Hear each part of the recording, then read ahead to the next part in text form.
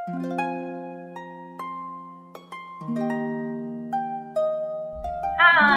我哋係少倫18啊，我哋咧又啟播啦。咁咧今日咧我哋嘅議題咧好得意嘅，叫做咧高等教育嘅工作者談教育喎。咁究竟我哋嗰兩個嘉賓係邊兩位？而佢哋又係一啲好閃亮嘅嘉賓咧？咁我介紹我身邊嘅阿 Jack 啦，阿 Jack 咧係 Wonderland 嘅 co-founder， 佢亦都係前香港大學傳訊同埋公共關係處嘅副處長，同埋前環太平洋大學聯盟 APRU 傳訊嘅主管，係啦，歡迎阿 Jack。咁跟住咧，另外一位咧就係 Queenie 啦。咁 Queenie 咧佢係大灣區創新學會嘅創始人。咁佢有好多 background 噶，做科技啦，做教育啦，亦都喺大學咧會教書嘅。歡迎 Queenie。咁啊，多謝晒兩位啊！今日咧佢就會係我哋少倫18嘅嘉賓啦。我哋就一齊傾個議題咧，就係高等教育嘅工作者，佢哋點樣睇教育嘅咧？咁樣係啦。咁啊，多謝大家一齊參與啊，一齊去分享。咁咧第一條問題咧就係問阿 Jack 啊，你咧其實係有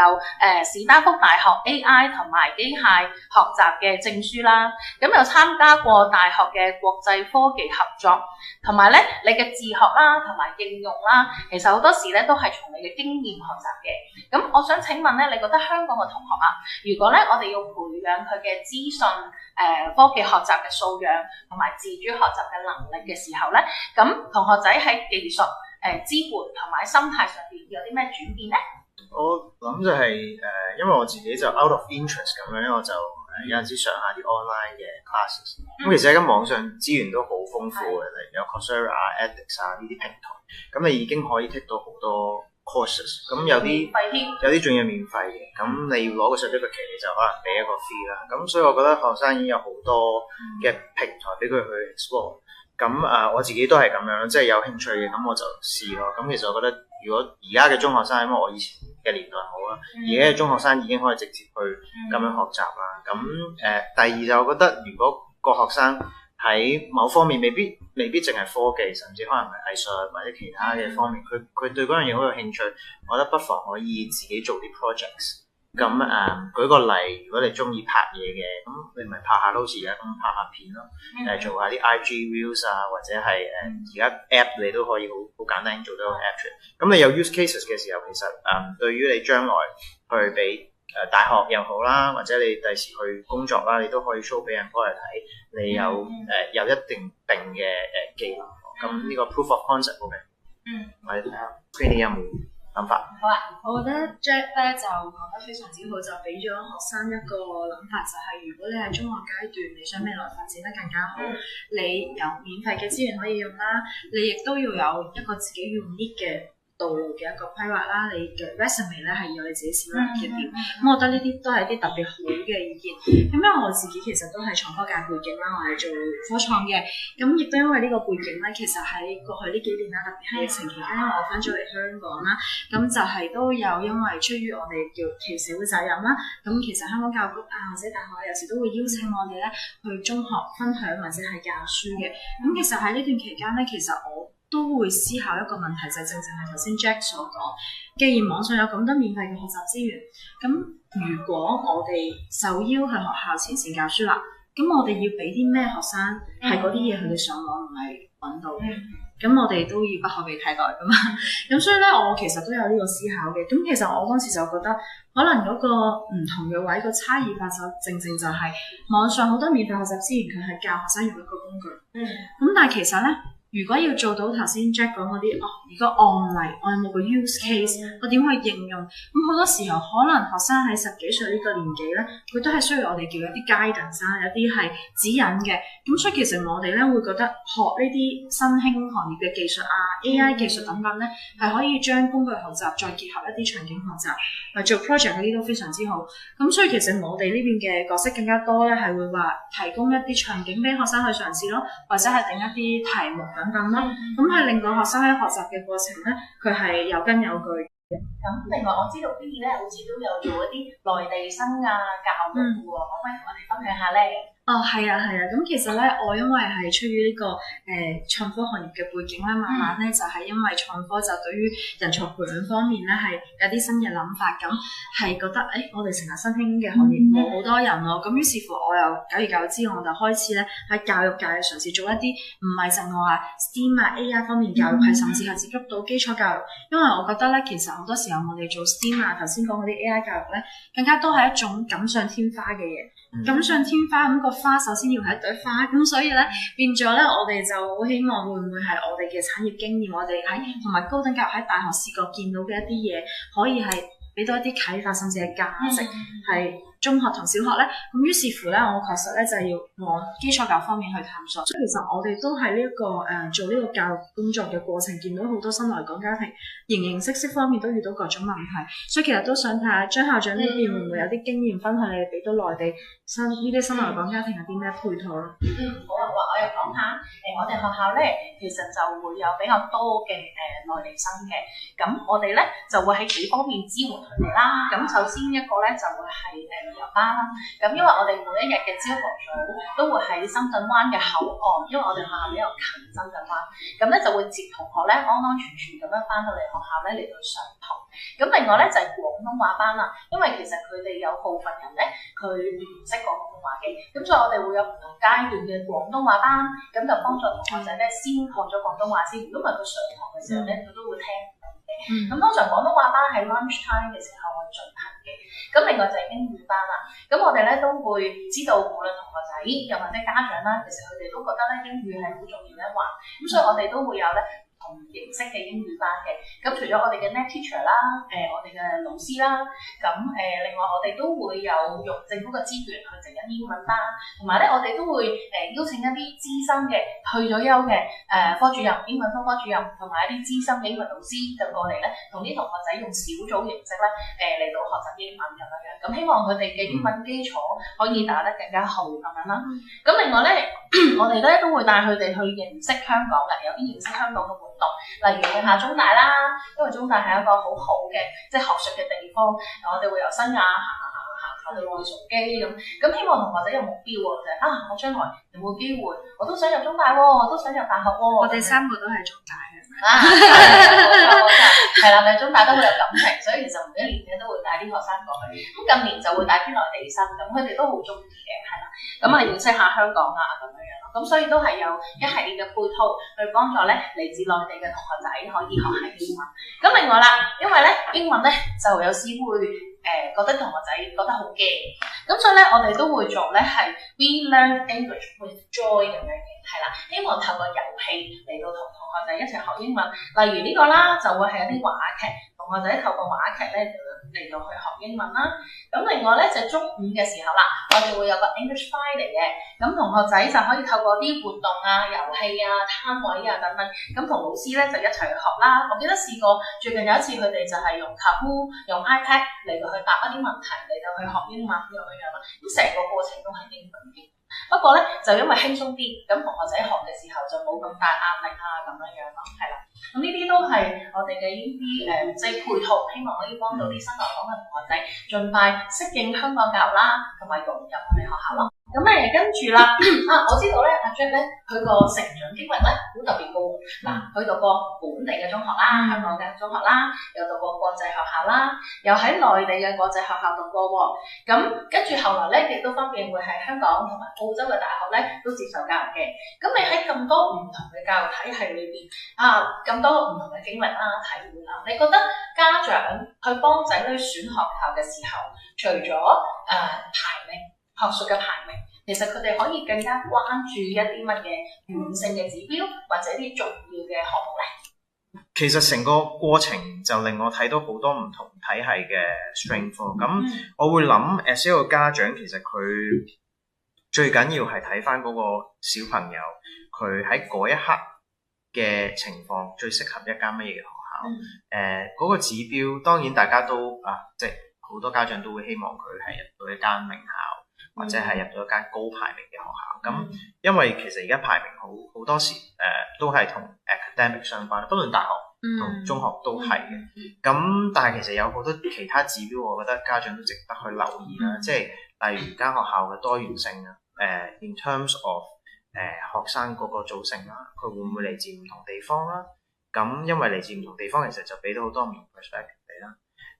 亦都幫個小朋友識得去同唔同嘅人相處。咁仲有好多啦，即係我哋頭先都參觀過貴校啦。咁其實你哋都我見到都嘗試做咗好多唔同類嘅。我見到你又有啲機械人啊，有 STEAM 嘅嘢啊。我好 surprise 你哋會有一個 space 係同 mental health 可以有對談，又有好多board games 嘅 area。咁其實家長都值得去有陣時探下呢啲學校，了解下其實嗰間學校有咩獨特性啦。咁對於個小朋友，因為我成日都覺得，如果嗰個小朋友唔係咁專注喺嗰一刻之下，即係佢未必係純讀書嘅。你夾硬擺佢去一間名校，當佢入到咧，佢會好痛苦嘅。係咁可能佢會適合一啲另類或者 focus 喺其他嘢嘅學校，可能佢 sports 好叻咧，可能佢藝術好叻咧，或者佢做設計好叻咧。咁我自己個睇法係咁，但係其實我都知道家長好難。邊個嚟補充啊？我覺得 Jack 講得好全面啦。咁其實我都可以分享下我呢邊嘅故事啦。因為我自己咧，係讀香港本地中學嘅，咁我就係讀本地嘅傳統嘅。首先我小學就都係讀聖公會，又係咁啱，即係我係聖公會基榮小學嘅，咁我係讀算係地區名校啦。咁我就後來咧就係憑成績咧，咁我又考咗入我哋以上嘅傳統名校啦。我就係讀St Mary's 加薩聖瑪利書院啦。咁所以其實咧，我咧都係有經歷一個唔同嘅學習環境，因為一個係比較地區性嘅學校，一個係比較傳統歷史悠久100幾年嘅學校。咁其實咧，我當時咧我都有好大體會。其實我覺得 Jack 有點講得特別啱，就係每個學校佢有佢嘅 strength，會俾到學生唔同嘅價值嘅位。我嘅中學頂級一啲好好嘅學校啦，咁會唔會都係有一啲壓力俾到學生？係咪所有學生都適合咧？其實覺得唔係嘅喎，因為我好記得我啱啱入即係中一嗰陣，我有件事情，我到而家我印象都好深刻，就係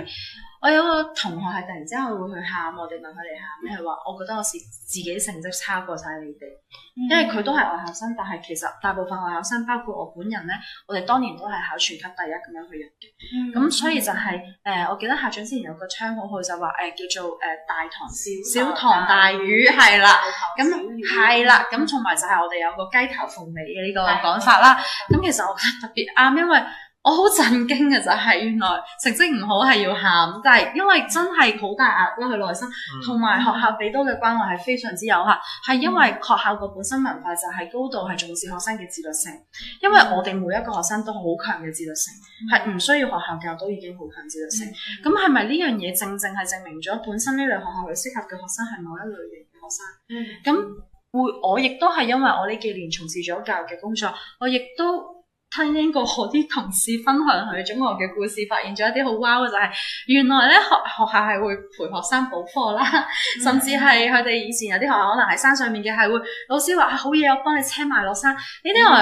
我係好震驚嘅。你諗下咁多年之後，我先聽到啲故事，我嗰一刻有幾震驚，因為我唔知道原來學校係咁樣嘅。咁所以亦即係話，其實每間學校佢係好唔一樣，佢個環境可以非常之唔同。咁亦即係話，頭先 Jack 講得好啱，究竟佢嗰一階段嗰個學生係需要啲咩？家長係要去思考呢樣嘢。咁所以咧，我會覺得咧，唔同嘅 banding 學校會各有特色，甚至一個 banding 嘅學校裏面都會各有特色。一定要睇嗰間學校同埋學生呢個個體之間嘅一個匹配度啦。咁我會覺得呢樣嘢先係最重要，而唔係為排名是高咁樣。其實唔係嘅，我覺得絕對唔係。咁所以我都覺得，我都想借呢個機會，都想了解下咁，即係新培學校呢邊咧，咁你哋嘅特色又係點樣咧？我補充少少啦。頭先講軟指標咧，我覺得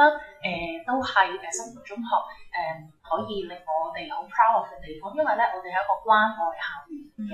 咁咧好多時老師同埋同學仔嘅關係咧，其實都好 close 嘅，同學仔咧都中意咧同老師去傾偈咁樣咯。咁所以我覺得，譬如師生關係啦、關愛啦，呢啲軟指標咧，其實都係我哋學校嘅一個特色，或者係家長咧可以去考慮嘅，因為唔係所有同學其實佢都適合一啲Band 1 2嘅學校咁樣樣啦，係啦。咁另外咧就係頭先講我哋其實都有啲 SEN 同學仔嘅。其實咧如果佢去咗可能 Band 1嘅學校、Band 2嘅學校，其實可能佢會有啲辛苦嘅咁。我哋學校咧其實都比較接納包容同埋關愛啲 SEN 嘅同學啦。咁好似阿 Jack 頭先講啦，我哋頭先去過，我哋有個109室嘅，咁嗰個房仔咧，其實就歡迎同學仔喺小息啊、中午啊放學咧就去玩，譬如有啲 board game 啦，或者有啲社交小組，亦都有啲同學咧，其實佢唔係 SEN 同學嚟嘅，咁但係佢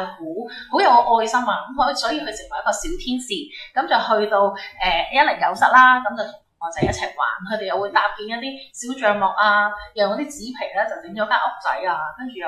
傾下偈啊，玩下咁樣，都希望咧佢哋學識，即雖然佢哋可能有各種唔同嘅特殊需要，咁但係咧其實咧我哋都希望佢成為一個開心啦、自信嘅同學啦，咁希望佢有多啲朋友，咁所以透過呢啲嘅活動，希望佢喺一個地方佢有歸屬感，佢會喜歡去，同埋慢慢可以成長咁樣，咁呢啲都係我哋學校關愛同學嘅一啲特色啦，係有家嘅感覺。係啊，冇錯，家係啦，咁所以我哋又整咗個新培家社啦，係啦，咁點解有新培家社咧？就係咁嘅，有時唔知大家成長應該唔係，你哋唔係手機嘅一代嚟㗎嘛？唔係，係啦，咁嗱而家呢個年代咧，啲小朋友咧其實手機嘅一代嚟嘅，佢咧唔中意去 camp，最好咧就喺屋企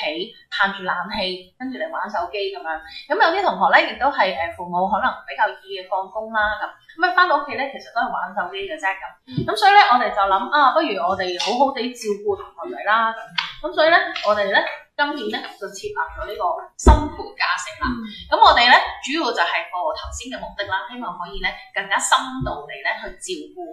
我哋嘅學生咁樣。咁營運嘅時間咧係5點鐘至到夜晚8點，咁參與嘅同學仔同埋老師咧都係自願嘅。咁我哋會做4樣嘢啦。咁首先咧就係讀書做功課，咁佢唔識就可以問老師呢個第一樣啦。咁第二樣咧就係有啲活動，例如一啲團隊活動啦，或者學英文啦，好似呢度咁啦，就係老師咧揀咗條 YouTube 嘅片10分鐘嘅啫，咁教同學點樣做時間管理，咁又可以打下羽毛球啊，玩下 board game 啊，咁老師咧其實都係會陪住佢哋一齊玩嘅。咁第3個咧就係生涯規劃啦，我哋揾啲嘉賓，咁同佢哋分享下啲生命故事，咁擴闊下佢哋嘅視野咁樣啦，諗下將來有冇啲嘢係中意做嘅，會唔會發下夢將來行一條好特別嘅路咧咁最後就食飯啦，因為有啲同學仔未必夜晚開到飯嘅同屋企人，咁所以咧佢就留低銀兩50蚊，咁我哋就訂下嘢食咁樣啦。咁你見到呢張係 pizza 嘅，因為啱啱測完驗啊，非常之開心，咁咧就食 pizza 啦。咁另外我哋都嘗試咧帶同學仔出去咧打邊爐。係啦，咁都係一個即係少少嘅鼓勵同埋獎勵啦。咁希望呢一個新培家社將啲溫暖同埋關愛咧，就俾到啲同學仔。個重點係自願參與，即係話咧啲同學咧，如果你中意嚟晒星期1至4又得，你中意5點半走、6點走、7點半走都得。咁佢喺個瓜種群組嗰度咧，就發翻信息，譬如溫妮陳大文，我而家離開學校啦，咁讓到家長可以安心咁樣。係啦，咁我哋就嘗試用呢一個嘅模式啦，去即係支援同學仔咁樣咯。咁跟住咧下一個方向咧，我哋又可以傾下其實兩位咧都係從事呢個高等教育啦，咁都有好多ranking 啦，即係高等教育又有，中學又有咁樣。你哋可唔可以分享下，即係你哋喺呢方面嘅睇法？我可以講少少，因為我都有負責過 ranking 嘅 analysis 或者去 promote 大學啦。咁例如大學嚟講，咁最主要係 THEQS ranking。咁每一年都會 adjust 啲 methodology 嘅。咁有一部分係可能係對於 reputation 比較重要。咁通常就可能係 academic 啦，或者employer 啦點樣睇呢間大學啦。咁 academic 好大量就係佢哋喺佢哋個 subject 入邊覺得呢間大學係咪嚟全球頭10、頭30咁樣。咁employer 就係點樣去 view 呢間大學出嚟嘅學生。咁可能係佢哋曾經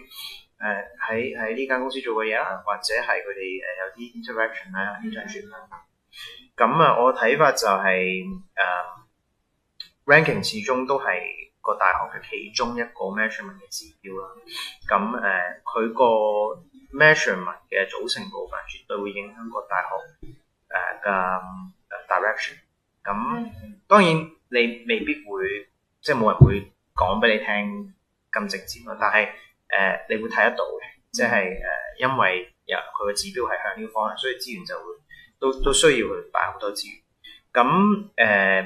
當然有佢嘅好處啦，即係例如佢推動 academic 咁 academic 再做好啲。meanwhile 亦都會有另一啲嘅後果嘅，就係、嗰個 ranking 可能冇咁 focus 嘅 area 咧，就冇咁多資源。我知道 Queenie 咧對於 school banding 都有啲研究，不如同我哋分享下你嘅睇法啊？其實頭先聽咗兩位分享咧，我都覺得好有道理。咁其實咧，我都係一啲前輩啊、啲資深校長咧，聽到一個説法，我覺得嗰個説法實在係對我即係啟發好大，就係話其實 school banding 講緊咧唔係個 banding 唔係俾間學校，係俾啲學生，亦即係話 Band 1學校係佢一間收 Band 1學生嘅學校。咁亦即係話坊間其實有時候家長揀學校嗰陣，佢會諗我要入 Band 1學校，其實呢個説法係唔準確㗎，係我哋要首先去諗究竟我嘅小朋友係咪 Band 1學生？If yes，咁我唔係入收 Band 1學生嘅學校咯。咁呢件事邏輯係好通順嘅，但係好可惜咧，好多時候咧，其實學生咧唔係真係話係，因為我哋頭先都有傾關於嗰個學術指標等等呢啲嘢啦。有啲 ranking 無論係大學啊定係中學嘅 banding， 其實佢可能咧係有啲側重點嘅，係一個方向性嘅。咁而我哋呢個中學嘅 banding 咧，其實係用喺小學升中學收生方面嘅一個派位啊嘛。咁佢確實係按照呈分試啊等等呢啲成績去排嘅。咁亦即係話本身呢個 banding reflect 到反映到嘅一個維度，主要就係一個學術。咁而單係睇呢樣嘢，首先佢係咪一個我哋有兩個思考啦。第一個思考就係淨係睇呢個維度係咪一個啱嘅教育嘅一個決定。而第二個思考咧就係咁多家長，特別頭先我哋都有提到新來港嘅一啲同學仔啦等等呢啲啦。咁我哋仲有英文能力方面嘅一個短板喎，甚至廣東話都未磨練嘅、未識嘅。咁係咪真係咁多學生係 Band 1學生咧？咁其實呢個係兩個思考，我哋係需要有嘅咯。咁而且咧，我再深入咁去諗啦，再深一層去諗就係、其實既然我哋頭先講嚟講去就係我啲學生未必達標啊，因為佢淨係睇學術啊，咁係咪佢背後有一個前設就係我哋個 assumption 就係、如果我哋去揀學校又好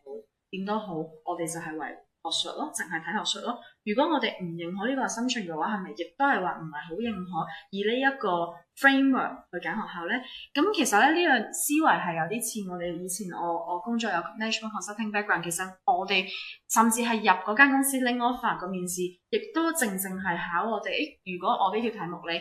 你去解決，但係咧原來咧最終個答案就係、其實你要話個 assumption 唔啱，所以我哋要跳出呢個 assumption， 再揾到個答案。如果呢個係一個正確嘅解題，一個邏輯思維嘅話，我哋擺落去中學呢個階段，中學嘅 banding， 我哋係咪應該都跳出呢一個框架，重新去認識學校，再去定義學校咧？咁所以咧，其實我都喺度諗緊，因為頭先咧。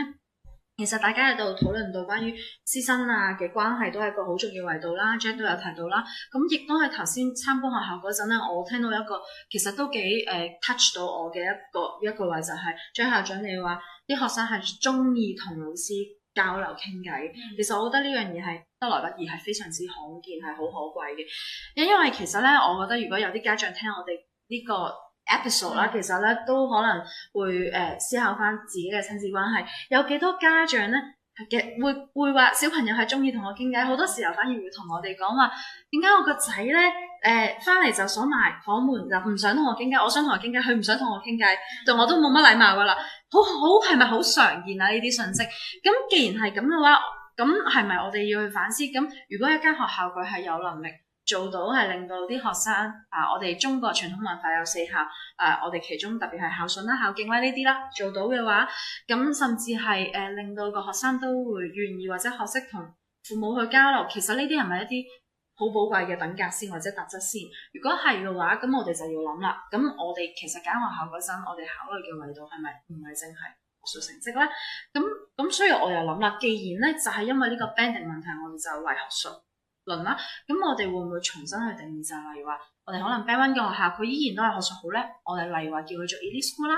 或者叫 academic school， 係啦 academic school 啦，係啦 academic school。咁例如話，可能 Band 2學校，咁佢 up and coming 會唔會都係好 encouraging，就 rising school 咁樣，係啦。咁例如話 Band 3學校啦，咁其實咧就係好 caring 嘅，所以我哋就側重喺頭先我講到學校原來係做過呢方面嘅一啲品格，我哋就叫佢做 caring school 啦。如果係咁樣嘅話，其實我哋根本咧唔係咧就係用一啲其實因為本身 banding 啦，我哋唔係教局啦，我哋根本係冇一個全知嘅數據。咁而且坊間其實根本 ABC 係一個其實完全係民間嘅一個定義嚟嘅，甚至其實 Jack 都提到話根本上好多時候排呢啲ranking banding 係因為學校有提供資料，如果學校冇提供資料，根本就係唔係一個 fair 嘅 comparison。既然都係咁嘅話，我哋不如就唔好用一啲唔客觀嘅，根本我哋冇可能得到嘅一啲數據去作一啲擇校嘅一個決定，因為呢個其實對於學生嚟講係好重要。咁咧今日咧實在非常之多謝兩位係啦，咁山長水遠嚟到我哋嘅學校啦，同我哋分享咧你哋兩位對教育嘅一個睇法啦，而且係嚟自大專界、大學界點樣睇翻我哋香港嘅教育啦咁咧，亦都令到我哋呢個少倫18呢一個嘅頻道咧係多咗一集好有意義、好有啟發同埋好有思考性嘅一集咁樣。好多謝大家，多謝，拜拜，唔該晒，你哋唔該晒。